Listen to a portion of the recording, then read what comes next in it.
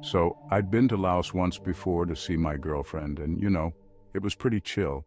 Just good times, exploring the city, hanging out with her family, getting a feel for the place.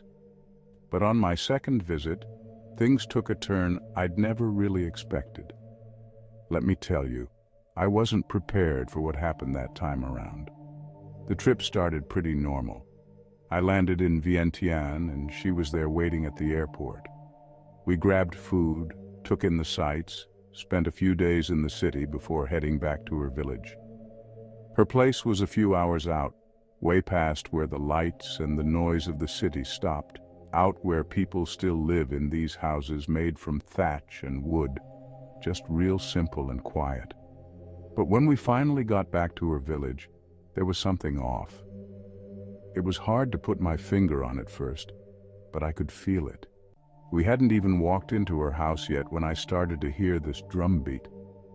It was steady and low, just thumping in the air, and it mixed with this wailing that sounded distant but was still clear enough to chill me. Turned out, someone in the village had just died. It's not like back home where the funeral home handles everything and you just go to a building where everything looks too clean and almost feels unreal. In Laos, in our culture, if someone dies, they're kept right in the house. No embalming, no fancy setup, just right there with their family. Sometimes they put the body on a raised platform so people can come by to pay their respects. It's honestly a bit of a shock if you're not used to it. So we got to her parents' house, and her mom told us what had happened. A guy had drowned a few days ago, and they'd only just found his body. "You should go pay respects," she said, like it was just the right thing to do, and I agreed. I mean, it felt weird, but we got nothing to do at the moment anyway. So, we walked over to the house where they were holding the funeral. When we got there, I could feel this heavy energy in the air. People were gathered around, and in the back, near a wall, they'd built this wooden structure, just like my girlfriend's mom had said. And on it was the body of the guy who drowned. He was just lying there, still and pale, in the traditional clothes they put on the dead. I stayed a bit back. Didn't want to get too close, honestly. Seeing a dead body so up close isn't exactly my comfort zone. But I didn't want to seem rude, so I hung around for a bit, just watching quietly and trying to be respectful. I noticed how different everything was from what I'd known. In the background, there were people playing this traditional instrument. In our culture, we called it the keng, kind of like a bamboo mouth organ, and it was supposed to guide the spirit to the afterlife. I remember thinking, all right, that's beautiful in a way, until something just didn't feel right. I caught a movement out of the corner of my eye. And you know that feeling where your heart just sort of drops? Yeah, that was me right then. I looked up at the body and I swore I saw it. The guy's arm. He was scratching his head. At first I thought my mind was just messing with me, so I checked everyone else around me, looking at their faces to see if they noticed too. But nobody even batted an eye. It was like I was the only one who saw it. I shook my head, told myself I was probably just tired, maybe even jet-lagged. But the next moment I looked up, he was scratching his head again. My gut was boiling now. I nudged my girlfriend, whispered, "Hey, did you see that?" She looked at me, all confused, then glanced over at the body. "See what?" she asked, like nothing was out of the ordinary. I felt a cold sweat running down my neck. I couldn't explain what I was seeing, but it was clear she wasn't seeing it too. Just as I was about to let it go and convince myself it was some kind of trick of the light, the guy's head turned. And this time, he looked right at me. There was a smile, a slow, big grin that felt all wrong, like it didn't belong on a person who should have been gone from this world. At that point, I'd had enough. Without thinking twice, I turned and bolted out of there. I didn't care if I looked like a fool. My girlfriend came after me, all confused, asking what was wrong. I told her everything, every single detail. She looked at me with wide eyes, not laughing or brushing it off, just staring at me with this worried look. When we got back to her house, her mom was waiting by the door, and my girlfriend told her everything I'd said. Her mom looked at me for a long while, then went inside to grab some incense and joss paper, these thin sheets you burn as offerings for the dead. She lit the incense, waved it around me, muttering something under her breath. I didn't understand a word of it, but I kept quiet.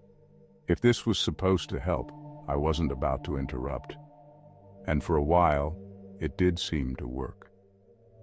The rest of the day passed without anything unusual, and I started to calm down, convincing myself it was just my imagination. But that night, things got worse. I'd gone to bed in her parents' house, trying to get some rest after the crazy day.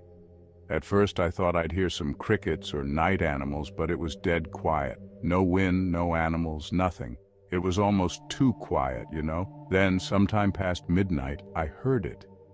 It was this faint sound, like water dripping outside the thin wooden wall. I thought maybe it had started to rain, but when I listened closer, it didn't sound right. It was too slow, too heavy, and each drop seemed to echo in this really strange way. And then came a noise I'll never forget. Footsteps, shuffling slowly, almost dragging.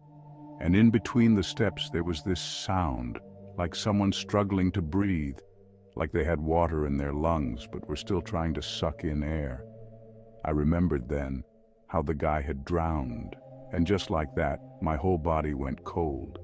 The sound was getting closer, and with each step, I could feel this pressure building, this feeling of something horrible coming my way. I didn't move. I couldn't. It was like I was frozen, just listening, hoping it would go away. But the footsteps kept getting closer. They stopped right outside the wall next to me, and I heard this weird snickering, like a laugh, soft but so clear in the silence.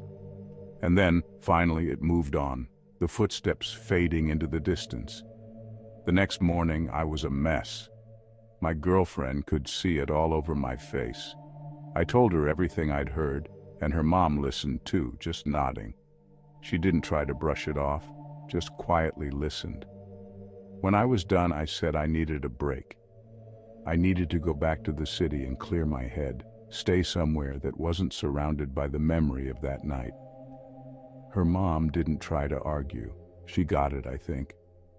She told me I could come back after the 13th day, because, as she explained, in our culture, after 13 days, they perform a final ritual that allows the soul to leave peacefully, to go wherever it needs to go. So that first night in the hotel, I was hoping to finally get some real sleep without any creepy interruptions.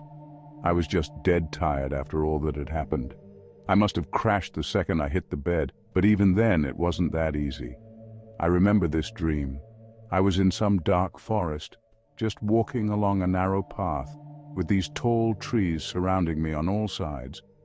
I couldn't see much, but I could feel I was alone, and yet not really alone, you know? I kept going, not even sure where I was headed, just moving forward. Then up ahead, out of nowhere, there was this figure standing right in the middle of the path, completely blocking my way.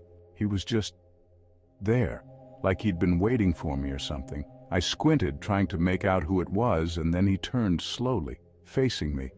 And it was him, the guy who'd drowned. The same face, the same eyes, but now he had this massive grin that stretched way too wide, like it shouldn't even be possible. I could feel my stomach drop. Before I knew it, he started walking toward me, and that smile kept getting bigger and bigger. I didn't wait to find out what he wanted. I turned and bolted the other way, running as fast as I could. But somehow it felt like I wasn't moving at all, like I was stuck in place. Then, right when I thought I'd gotten away, I tripped. I hit the ground, and when I looked back, he was almost right on me. That smile practically burning into my mind. And that's when I woke up, gasping for breath like I'd actually been running. I sat there in bed, sweating, trying to shake off the dream, but it felt so real. Even though I was out of the village, it was like a part of it had come with me, refusing to let go. I was definitely on edge for the rest of that week, but after the 13th day, It was like something shifted. The dreams stopped haunting me, and things started to feel normal again. I'm telling you, the whole place felt different when I got back, like someone had flipped a switch. The air was lighter, the drum beats weren't lingering in my mind, and that heavy feeling I'd had before, it was gone. I stayed with my girlfriend's family, and for the first time it felt normal. It was like the 13th day ritual had done something. Whatever weight had been there, holding things down, it had finally lifted. We could actually just hang out, go for walks, even sleep at night without that creepy, lingering dread. I was still a bit shaken, don't get me wrong, but with every day that passed, it got easier to feel like I could breathe again. I ended up sticking around for another month, just enjoying the time with her.